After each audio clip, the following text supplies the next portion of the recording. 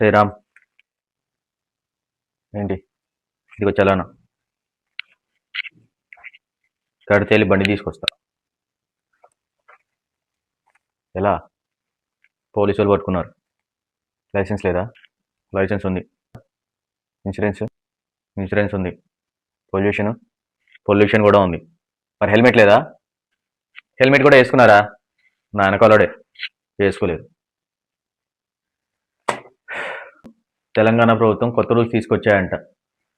నేనే కాకుండా నా వెనకాలోడు కూడా హెల్మెట్ వేసుకోవాలంట. అది కూడా బిఎస్ఏ మార్కున్న హెల్మెట్. అందట్టు వాడే ప్రతి బండిలోనూ ఇక్కడి నుంచి ఏబిఎస్ సిస్టమ్ ఉండాలంట. Anti lock braking system. లేదంటే 3 నెలలు జైలు, లైసెన్స్ సస్పెండ్ చేస్తారు. సర్లే పంపించాను.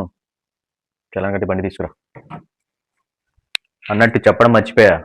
నువ్వు కార్ తీసుకెళ్ళేటప్పుడు వెళ్ళేదారిలో మెకానిక్ షాప్ ఉంది కదా, వాడి దగ్గరికి వెళ్ళి హారన్ తిప్పించేయి. నీకు అసలు షుగర్ ఎక్కువ.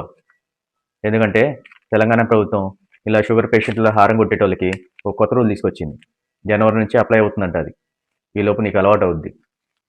అవునా? హారన్ కొడితే ఇక నుంచి భారీ జరిమానా. నీ సంపాదనలో సగం సంపాదన మొత్తం గోయిందా.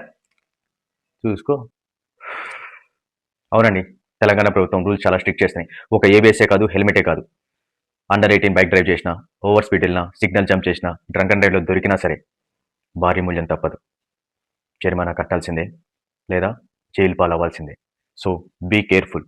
ఇలాంటి మరిన్ని అప్డేట్స్ కోసం నా ఛానల్ని సబ్స్క్రైబ్ చేయండి, నన్ను సపోర్ట్ చేయండి, నా పేజ్ని ఫాలో అవ్వండి. ఇట్లా మీ శరత్ సైనింగ్ ఆఫ్. వినండి, తెలుసుకోండి.